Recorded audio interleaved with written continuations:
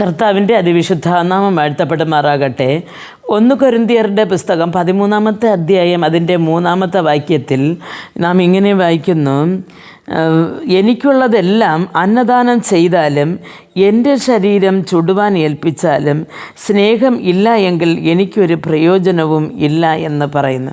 പ്രിയ ദൈവമക്കളെ, നമുക്കുള്ളതെല്ലാം നാം അന്നദാനം ചെയ്താലും അല്ലെങ്കിൽ ദൈവത്തിന് വേണ്ടി ഈ ശരീരത്തിന് നാം ചുടുവാൻ ഏൽപ്പിച്ചാലും സ്നേഹമില്ല എങ്കിൽ നമുക്ക് ഒന്നുമില്ല എന്ന് ദൈവവചനം പറയുന്നു.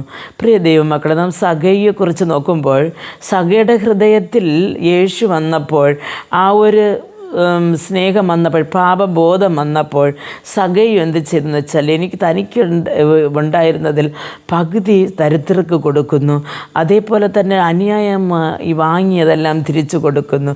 പക്ഷേ ക്രിസ്തു അവനുള്ളിൽ വന്ന ആ സ്നേഹത്തിലാണ് അന്ന് സഖയു അത് ചെയ്തത്. പക്ഷേ ഇന്നുള്ള ആ മനുഷ്യർ അങ്ങനെയല്ല.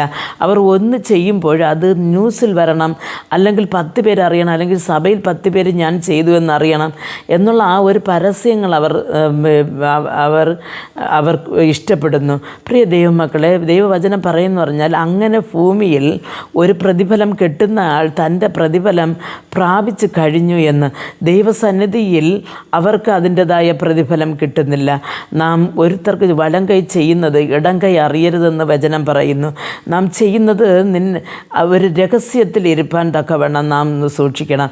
ഇല്ല എന്നുണ്ടെങ്കിൽ ന്യൂസിൽ കൂടെയോ സഭയിൽ മൈക്കിൽ കൂടെയോ നമുക്ക് കുറേ പുകഴ്ചകൾ കിട്ടുമ്പോൾ പ്രശംസകൾ നാം ഏറ്റുവാങ്ങി ഈ ലോകത്ത് നല്ലതുകൊണ്ട് ജീവിപ്പാൻ. പക്ഷെ നാം ചെയ്തതിൻ്റെ പ്രതിഫലം നമുക്ക് കിട്ടിയതുകൊണ്ട് അതിനപ്പുറം ദൈവമൊന്നും ചെയ്യുന്നില്ല.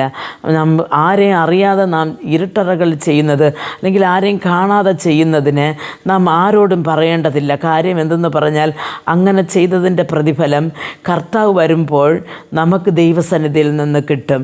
ആയതുകൊണ്ട് പ്രിയ പൈതലേ, എൻ്റെ കയ്യിൽ നിന്ന് ഉപകാരം വാങ്ങിയവർ അവർ തിരിഞ്ഞു നോക്കാതെ പോകുന്നു എന്ന് നിങ്ങൾ വിചാരിച്ചിട്ട് വിഷമപ്പെടേണ്ട. കാര്യം എന്തെന്ന് പറഞ്ഞാൽ, അവർ നമുക്ക് തിരിച്ച് പ്രതിഫലം ചെയ്താൽ നാം അവർക്ക് ചെയ്തതിൻ്റെ നന്ദിയുടെ അടയാളം നമുക്ക് കിട്ടിപ്പോയി.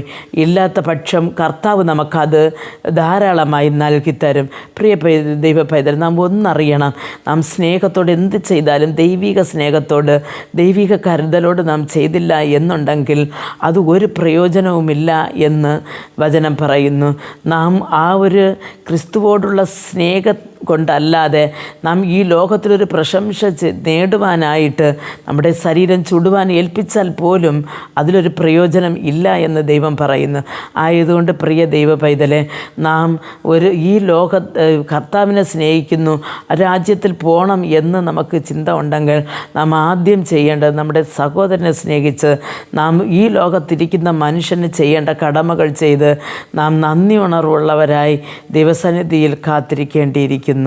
പ്രാർത്ഥിക്കാം. ഞങ്ങൾ അതിവാത്സല്യമായി സ്നേഹിച്ച് വഴി നടത്തുന്ന ആ സ്വർഗസ്ഥ പിതാവേ, കർത്താവെ, ഈ ദിവസങ്ങളിൽ കർത്താവെ, അങ്ങയോട് കർത്താവെ യാചിക്കുന്നത്, കർത്താവെ കാലിലെ ചെലവിടുന്നതും, കർത്താവെ ഞങ്ങൾ എല്ലാം വാരി അന്നദാനം ചെയ്താലും ഒന്നും നമുക്ക് പ്രയോജനമായി ഇരിക്കത്തില്ല. സ്നേഹമില്ലെങ്കിൽ ഒന്നുകൊണ്ടും അർത്ഥമില്ലെന്ന് വചനം പറയുമ്പോൾ, സ്നേഹമുള്ളൊരു ഹൃദയം കർത്താവെ ഞങ്ങളുടെ നീ സൃഷ്ടിച്ച് കർത്താവെ അനേകരോടും കർത്താവെ ഞങ്ങൾ സ്നേഹത്തോടിരുപ്പാൻ ഞങ്ങൾക്ക് ഓരോരുത്തർക്കും കൃപ നൽകണമേ എന്ന് പ്രാർത്ഥിക്കുന്നു.